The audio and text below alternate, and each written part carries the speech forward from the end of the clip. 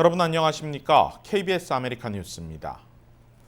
철거 위기에 놓인 옛 흥사단 단소를 역사문화사적지로 지정하는 것과 관련해 오늘 공청회가 열렸습니다. 많은 한인단체 관계자들이 참여해 미주 한인 독립운동의 중심지를 사적지로 공식 지정해달라고 호소했습니다. 김경일 기자가 취재했습니다. LA 한인타운 인근 흥사단 옛 단소, 헐릴 위기에 놓였습니다. 한인사회는 철거를 막기 위해 단소를 LA시 역사문화사적지로 만들기 위해 노력 중입니다. 단소와 관련된 LA시 공청회가 오늘 처음으로 열렸습니다. LA시 역사문화사적지위원회 공청회에 대한인국민회와 흥사단 관계자들이 모여 흥사단 단소 보존을 위한 발언을 이어갔습니다. 대한인국민회, 흥사단, LA 한인회 등 각 한인단체들은 단소의 역사적 중요성을 강조했습니다. 우리 독립정신 갖다 세우는데 가장 중요한 역할을 한 것이 바로 흥사단이라는 생각합니다. 그렇기 때문에 이건 세계적으로 우리가 알릴 그러한 일이라고 그렇게 생각합니다.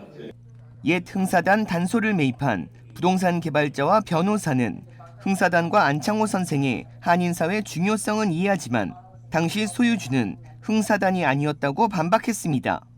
또한 한인사회와 관련 있는 건물인지 몰랐으며 정상적인 거래를 거쳤고 지금은 부동산 개발 프로젝트가 계획 중이라고 밝혔습니다.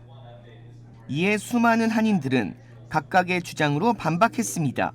지금 어떻게 해서든지 사적지를 만들어서 우리가 학생 차세대들에게 교육을 할 수 있는 그런 장소가 되었으면 저는 이제 윗세대 분들에 대한 존경심과 또 그런 것들을 후세대들한테 전달하려면 이런 곳이 정말 꼭 보존이 되어야 된다고 생각하고 있습니다. 이 밖에 흥사단 단소 인근 주민의회 2곳과 한인타운 보이스카우트 연맹, SEIU 752 천여 명의 노조원들도 흥사단 단소가 LA시 사적지로 채택돼야 한다고 목소리를 높였습니다. 2시간 30분이 지나도록 사적지 선정 지지 발언이 쏟아지자 LA시 사적지위원회도 놀라움을 표했습니다. Expressing interest and support in this nomination and just wanted to note their presence today that the Republic of Korea and its government has taken interest in this in addition to the strong community interest in 사적지위원회는 흥사단 단소 공청회 진행에 동의해 다음 달 2차 공청회가 진행될 예정입니다. 흥사단 단소 철거를 막고 소유권을 다시 가져오기 위한 첫 단추가 끼워졌습니다. 한인 단체들은 편지와 이메일 보내기 등은 물론 공청회에 한인들의 관심을 당부했습니다. KBS 뉴스 김경일입니다. 캘리포니아주 예산안 발표와 함께 골든 스테이트 스티뮬러스 2 2차 경기 부양금 지급도 확정됐습니다. 정확한 수의 대상과 지급 확인 방법을 알아봅니다. 이우수 기자입니다. 캘리포니아주 경기부양지원금은 연소득 7만 5천 달러 이하 가정에 지급됩니다.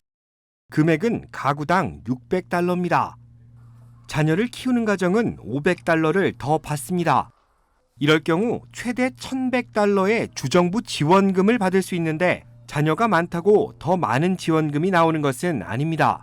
펄텍스 리턴 예를 들면 내가 세금 보고를 하고 내 자녀도 세금 보고를 하는데 같이 산다. 그럼 자녀도 받고 나도 받는 거예요. 지급 기준은 2020 회계년도 세금 보고 자료입니다. 사회보장번호나 개인 납세자 번호가 있는 경우 체류 신분에 상관없이 모두 받을 수 있습니다.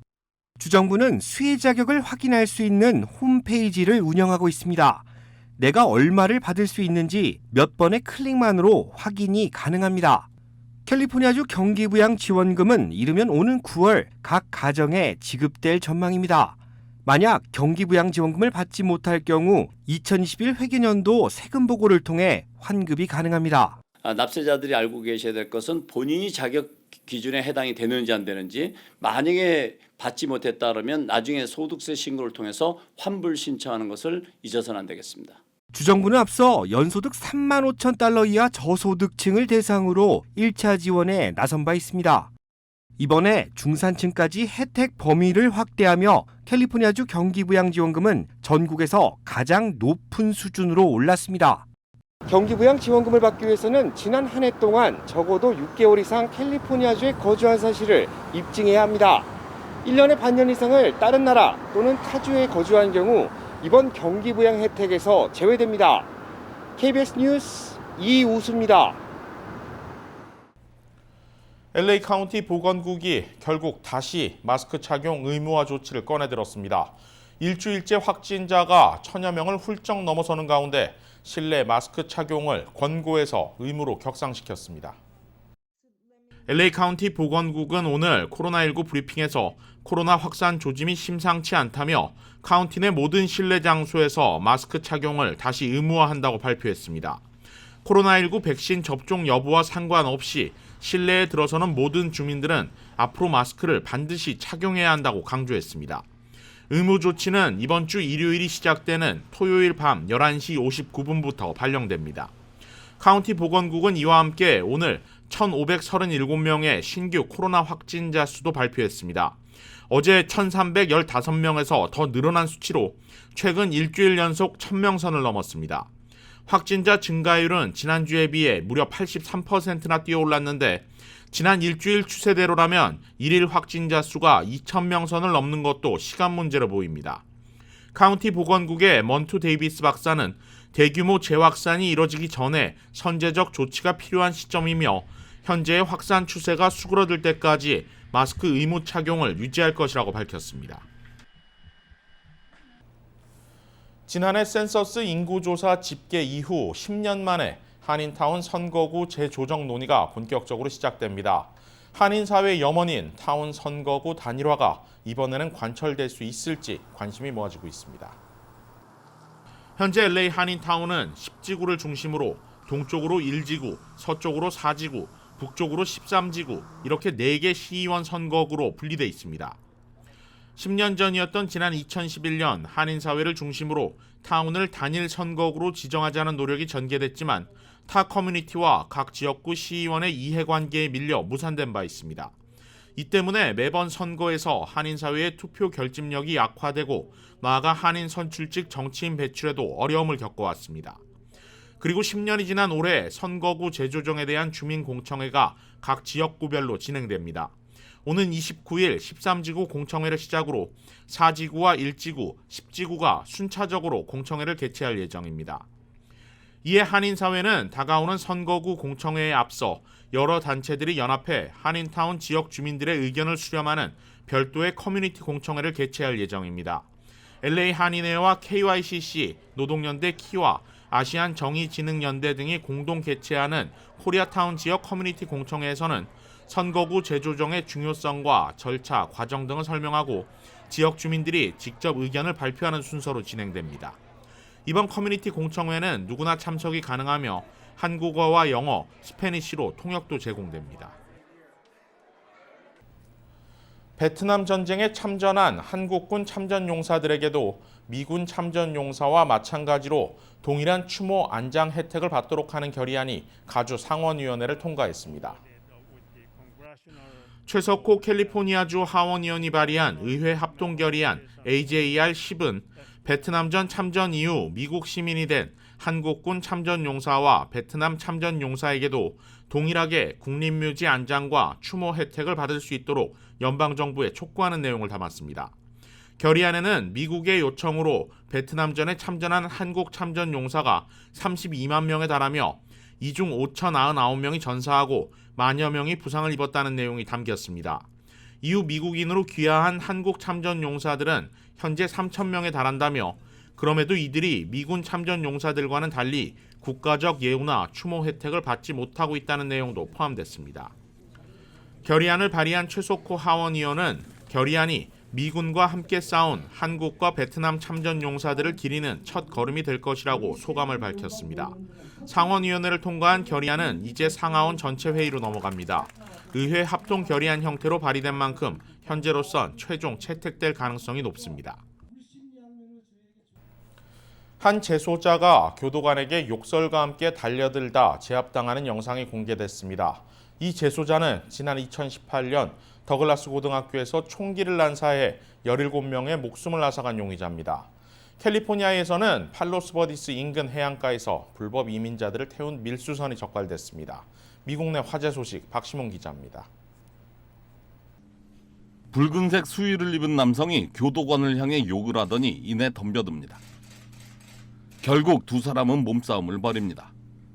붉은 수의를 입은 남성은 지난 2018년 플로리다의 더글라스 고등학교에서 총기를 난사해 17명의 목숨을 앗아간 범인 니콜라스 크루즈입니다.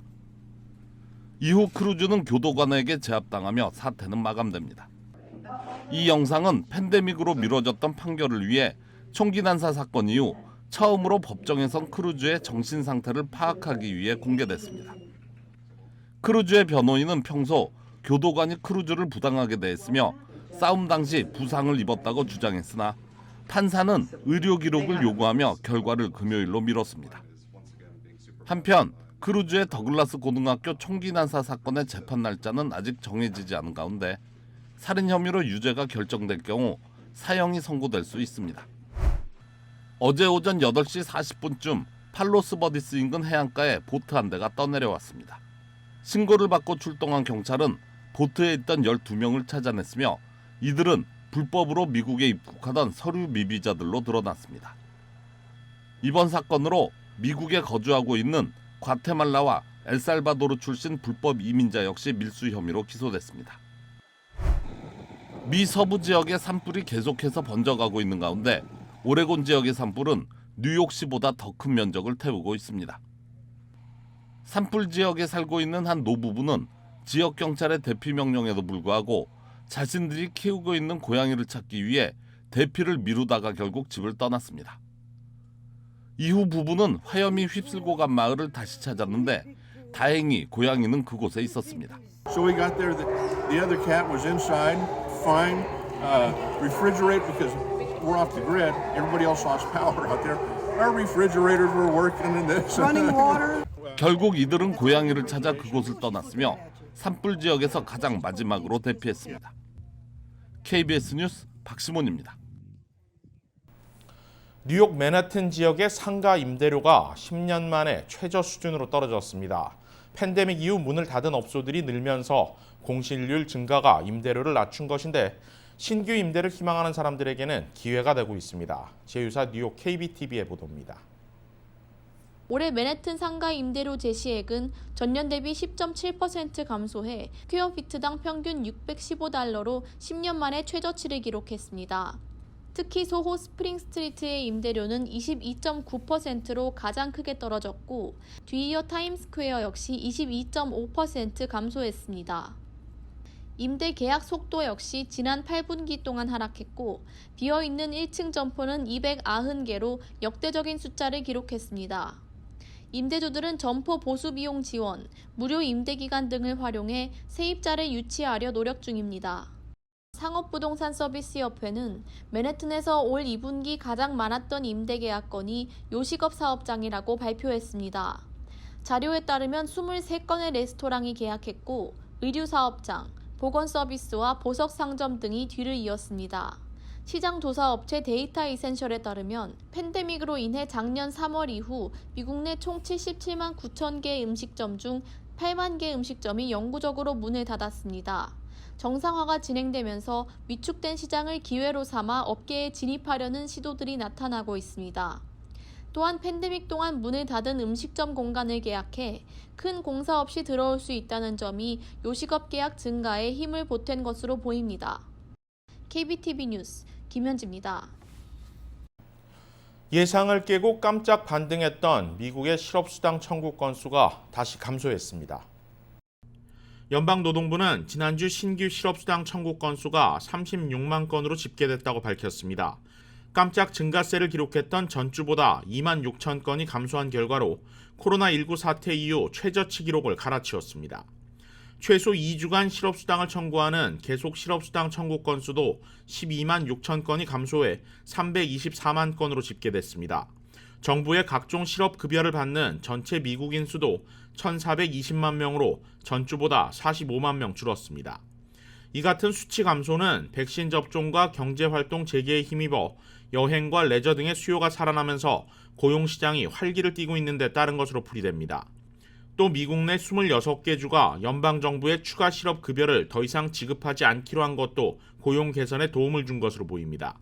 그동안은 과도한 실업수당으로 인해 많은 사람들이 일자리를 찾으려는 노력을 하지 않는다는 지적이 제기되어 왔습니다. 연방상원 민주당 소속 의원들이 마리아나를 연방 차원에서 합법화하는 법안을 발의했습니다. 상원 민주당 소속 척 슈머 원내대표, 란 와이든 금융위원장, 코리 부커 의원은 마리아나를 범죄로 인정하지 않도록 하는 마리아나 관리 기회 법안을 공동 발의했습니다. 법안은 마리아나를 담배와 주류와 동일한 형태로 합법화하는 내용을 담았습니다. 상당수 주정부가 시행하고 있는 내용과 유사하지만 연방 차원에서 마리아나를 비범죄화시킨다는 데 의미가 있습니다.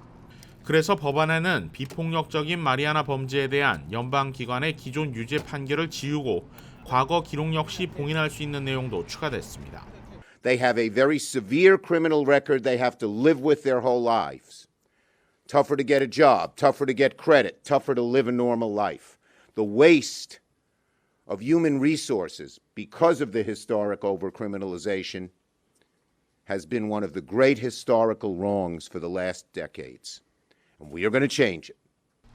상원에 앞서 연방 하원은 이미 지난해 12월 비슷한 마리아나 합법화 법안을 처리한 상태입니다. 미국민 68%가 마리아나 허용을 찬성하는 가운데 상원에서도 본격적으로 공론화에 나선 것인데 공화당 반대가 심해 실제 상원 통과까지는 알 수 없습니다. 하원은 민주당이 장악하고 있지만 상원의 경우는 양분 체제라 60표가 필요한 상황에서 공화당의 동의를 얻을 수 있을지 미지수입니다. KBS 아메리칸 뉴스는 시청자들의 의견을 소중히 생각합니다. KBS 아메리칸 뉴스 마칩니다. 고맙습니다.